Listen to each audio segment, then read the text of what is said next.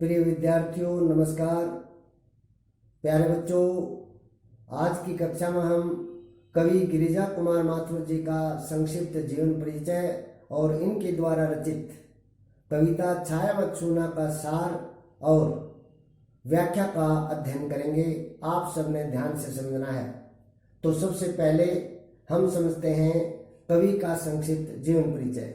कवि गिरिजा कुमार माथुर का जन्म सन 1918 ईस्वी में मध्य प्रदेश के गुना जिले में हुआ।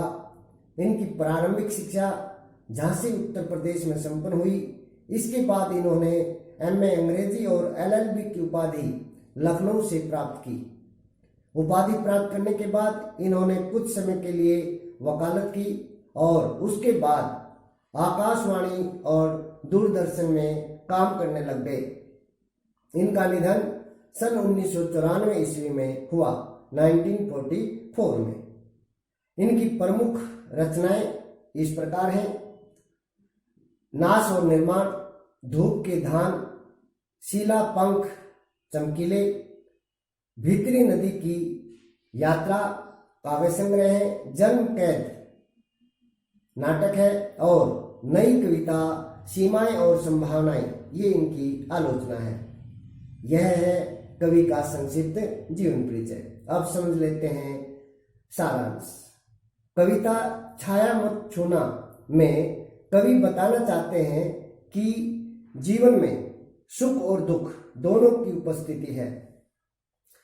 जीवन के अंदर सुख भी है और दुख भी है। जहां सुख है वहां दुख भी है और जहां दुख है वहां सुख भी अवश्य आएगा।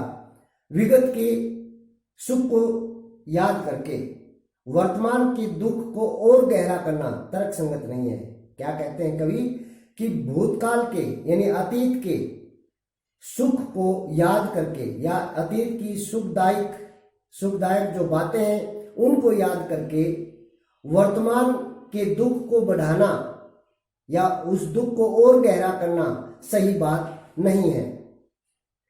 कवि के शब्दों में हम ऐसा भी कह सकते हैं कि ऐसा करने से दुख दूना हो जाता है। कैसा करने से कि वर्तमान में हम दुख से गुजर रहे हैं, कष्ट में हैं, पीड़ा में हैं, और ऐसे समय में अगर हम भूतकाल की सुखदायक बातें, भूतकाल के सुख को याद करेंगे तो वह वर्तमान का हमारा दुख कम होने की बजाय दुगना हो जाएगा, यानी कि बढ़ जाएगा। इसलिए हमें कभी भी वर्तमान में दुख की परिस्थिति से गुजरते हुए भूतकाल की सुखद बातों को याद नहीं करना चाहिए। विगत की सुखद काल्पनिकता से चिपके रहकर, कहा कि भूतकाल की सुख देने वाली कल्पनाओं से चिपके रहकर और वर्तमान से पलायन करने की अपेक्षा, कहा कि उन भूतकाल की सुखद कल्पनाओं से चिपके रह करके वर्तमान से भागने की बजाय, वर्तमान से पलायन की अपेक्षा का मतलब क्या है कि वर्तमान से भागने की बजाय कठिन यथार्थ से रूबरू होना, यानी उस कटु सत्य का, उस कड़वी सच्चाई का रूबरू होना मीन सामना करना ही हमारे जीवन में प्राथमिकता होनी चाहिए। हमारी जीवन में हमारी प्राथमिकता क्या होनी चाहिए कि हम विगत की सुखद बातों से चिपके नहीं और वर्तमान में जो भी परिस्थिति है उसका हम मुकाबला करें, सामना करें, ठीक है, और उसको दूर करके अपने वर्तमान को संवार करके उज्जवल भविष्य को बनाने की कोशिश करें। यही हमारी प्राथमिकता होनी चाहिए। कविता अतीत की स्मृतियों को भूल वर्तमान का सामना कर भविष्य का वर्ण करने का संदेश देती है। इस कविता से हमें संदेश क्या मिलता है? यही संदेश मिलता है कि हमें अतीत की यादों को भूल जाना चाहिए, यानी अतीत में जो भी हमारी सुखद यादें हैं उनको तो भूल जाना चाहिए और वर्तमान में सामना करना चाहिए। वर्तमान में जो भी हमारे साथ कठिनाई है, हमारे सामने कोई मुसीबत है, उसका हमें डट कर मुकाबला करना चाहिए और उज्जवल भविष्य को चुनना चाहिए, यानी अपना भविष्य उज्जवल बनाना चाहिए। ये शिक्षा देती है यह कविता हमें। वह यह बताती है, कौन? कविता क्या बताती है कि जीवन के सत्य को छोड़कर, यानी जीवन की सच्चाई को छोड़कर उसकी छायाओं से भ्रमित रहना जीवन की कठोर वास्तविकता से दूर रहना है। क्या बताती है कविता हमें कि जीवन की सच्चाई को छोड़कर, अब जीवन की सच्चाई क्या है कि वर्तमान में हमारे सामने क्या है, वर्तमान ही होता है सच्चाई तो, और वर्तमान में हम दुख से गुजर रहे हैं, मुसीबतों से गुजर रहे हैं, मुसीबतें ही मुसीबत हमारे सामने आ रही हैं, तो सच्चाई तो वर्तमान होती है ना। तो इसलिए जीवन के सत्य को छोड़कर, यानी कि वर्तमान की सच्चाई को छोड़ करके उसकी छायाओं से, पीछे जो भी हमने सुख भोगा है, कहा कि उनसे भ्रमित रहना, उन्हीं में भटकते रहना, ये जीवन की कठोर वास्तविकता से दूर रहना है। अगर ऐसा करेंगे हम, वर्तमान को छोड़ करके और भूतकाल में चिपके रहेंगे, वहीं पर भटकते रहेंगे, उन्हीं बातों को याद करते रहेंगे, तो समझो हम उस कटु सत्य से, उस कड़वी सच्चाई से दूर भाग रहे हैं। कविता में रोमानी भावबोध की अभिव्यक्ति देखी जा सकती है, ताकि कविता की जो भाषा है वो रोमानी है, यानी रोमांटिक कर देने वाली है या रोमांचित कर देने वाली है। यह था सार कविता छाया मत छूना का। उम्मीद करता हूं समझ में आ गया होगा। अब समझेंगे कविता की विस्तृत व्याख्या।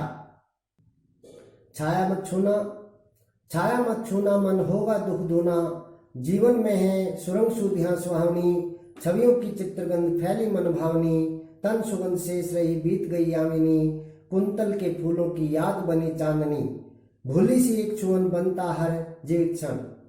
इन पंक्तियों में कवि गिरिजा कुमार माथुर जी बताते हैं, संदेश देते हैं कि मनुष्य को कभी भी पिछली बातें, यानी पिछली सुखद बातें, सुख देने वाली बातें याद नहीं करनी चाहिए, क्योंकि पिछली बातें याद करने से हमारा वर्तमान का दुख दुगना हो जाता है, बढ़ जाता है।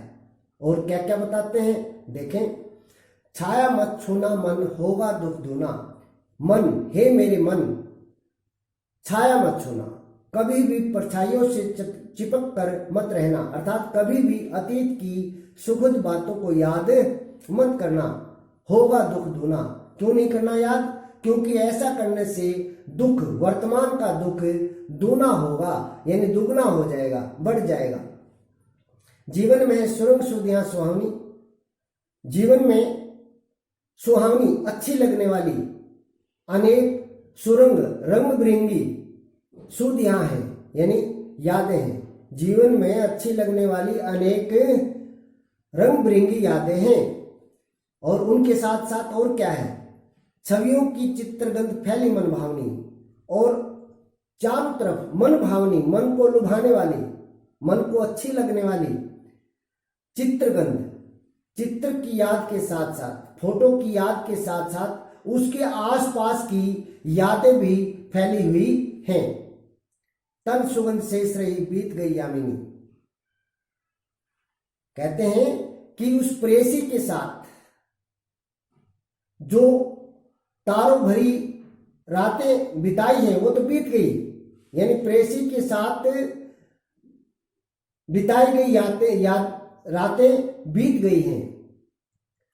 अब तो क्या शेष रह गया, तन सुगंध शेष रही, सिर्फ उनके शरीर की सुगंध ही शेष रह गई है, यानी केवल उनकी यादें ही शेष रह गई हैं, वह प्रेयसी तो चली गई है। कुंतल के फूलों की याद बनी चांदनी, और ये चांद की चांदनी, ये जो चांद की चांदनी है, ये मुझे कुंतल के फूलों की याद बनी, यानी कि उस प्रेयसी के, उस प्रेमिका के कुंतल की लंबे केशों में, लंबे लंबे केशों में लगे हुए फूलों की याद दिला रही है। और ये चांद की चांदनी मुझे क्या कर रही है, उस प्रेयसी के, उस प्रेमिका के, उस नायिका के लंबे बालों में लगे हुए फूलों की याद दिला रही है। कुंतल क्या होते हैं, लंबे केस। भूली सी एक छुअन बनता हर जीवित क्षण, कवि कहते हैं कि उसको अगर भूल कर भी याद कर लिया जाता है, स्पर्श कर लिया जाता है, किसको, प्रेयसी को। कहा कि अगर उस नायिका को, प्रेयसी को, प्रेमिका को भूल करके भी याद कर लेता हूं या छू लिया जाता है तो जीवित हर क्षण, यानी हर क्षण जीवित, हर पल ताजा हो जाता है। उसको भूल करके भी याद करने से सारी बातें ताजा हो जाती हैं, यानी उस समय की सारी यादें जो हैं, सारी बातें आंखों के सामने आ जाती हैं। छाया मत छूना, मन होगा दुख दूना। इसलिए हे मेरे मन, कभी भी परछाइयों से चिपक कर मत रहना, यानी अतीत की सुखद बातों को याद मत करना, क्योंकि ऐसा करने से वर्तमान का दुख दुगना हो जाएगा, अर्थात बढ़ जाएगा। यश है या न वैभव है, मान है न सरमाया, जितना ही दौड़ा तू उतना ही भरमाया। प्रभुता का शरण बिंब केवल मृग तृष्णा है, हर चंद्रिका में छिपी एक रात कृष्णा है। जो है यथार्थ कठिन उसका तू कर पूजन, छाया मत छूना मन होगा दुख दूना। इन पंक्तियों में कवि गिरिजा कुमार माथुर जी ने बड़प्पन के एहसास को एक मृग तृष्णा के समान बताया है। बड़प्पन के एहसास को, यानी अपने आप को ही सबसे बड़ा समझने को एक धोखा बताया है, मृग तृष्णा के समान बताया है। अब सबसे पहले मृग तृष्णा समझें। रेगिस्तान में हिरण प्यासा है और उसे पानी की तलाश है।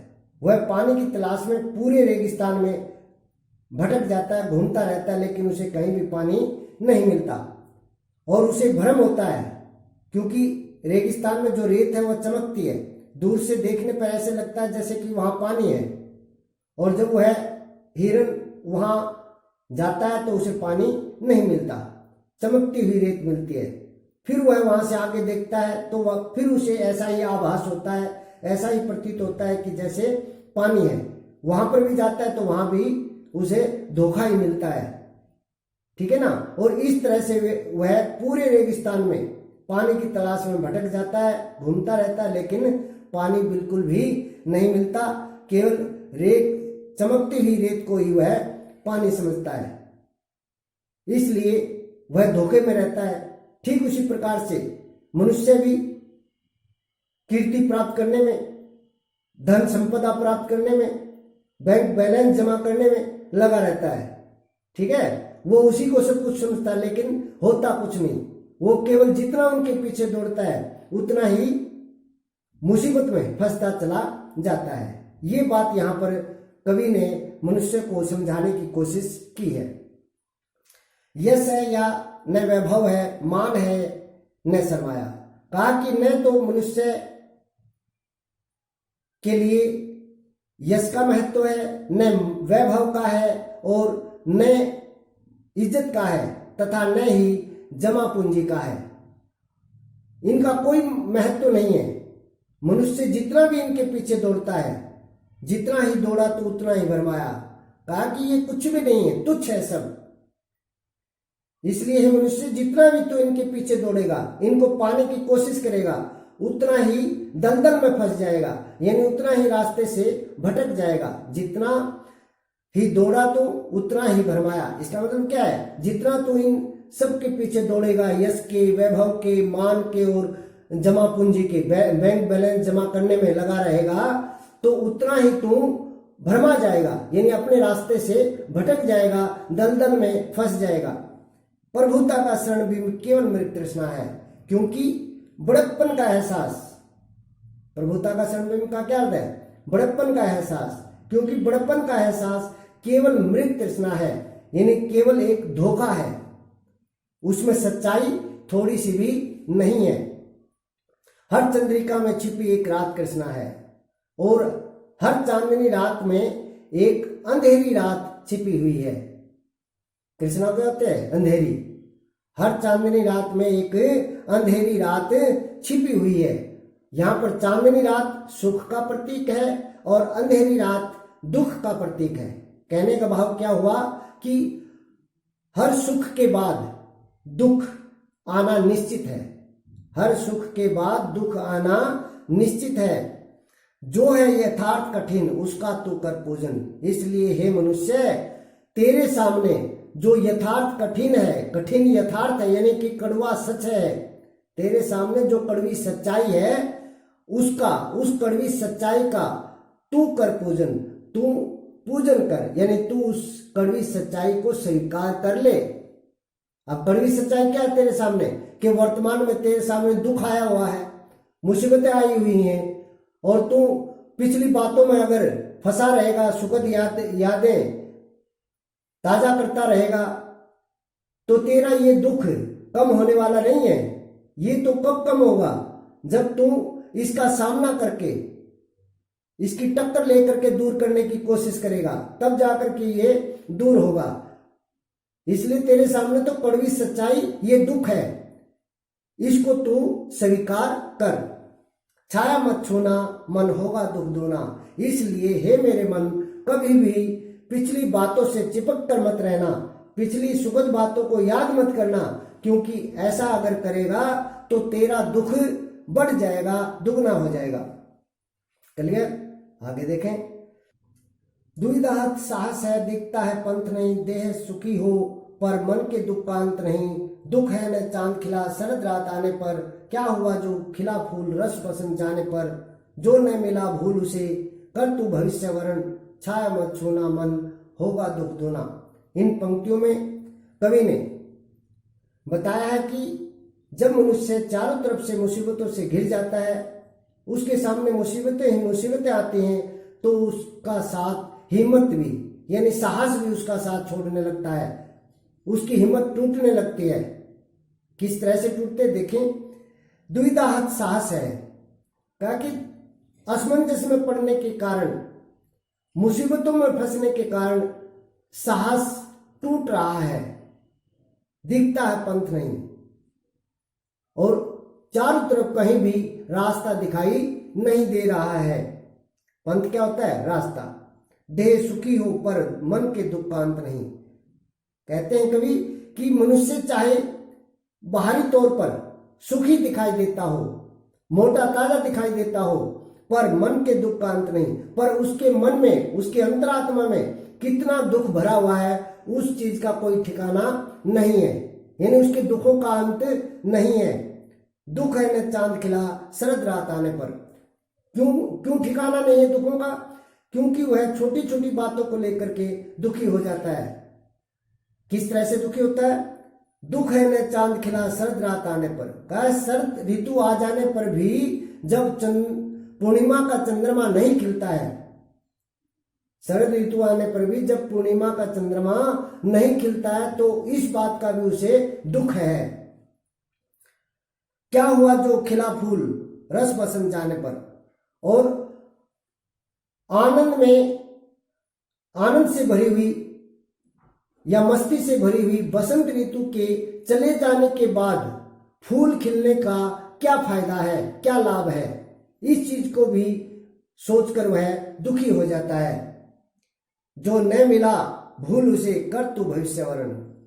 इसलिए मनुष्य, तू इस छोटी छोटी बातों से दुखी मत हो, और जो नहीं हुआ, जो तुझे प्राप्त नहीं हुआ, जो तुझे नहीं मिला, उसको तू भूल जा और भविष्य वर्ण कर, यानी कि उज्जवल भविष्य का निर्माण कर, यानी उज्जवल भविष्य को चुन।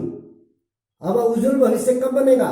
जब तू अतीत की बातों को भूल करके, जो तुझे नहीं मिला है उस चीज को भूल करके, वर्तमान में जो तेरे सामने कड़वा सच है उसका सामना करके, और कड़वा सच क्या है? दुख। उस दुख को दूर करके तू अपने उज्जवल भविष्य का निर्माण कर, यानी अपने भविष्य को उज्जवल बना। छाया मत छूना, मन होगा दुख दूना। इसलिए अंत में कहा कवि ने कि कभी भी पिछली बातों को याद मत करना, परछाइयों से चिपक कर मत रहना, क्योंकि पिछली बातें याद करने से, पिछले सुखों को याद करने से वर्तमान का दुख बढ़ जाता है या दुगना हो जाता है।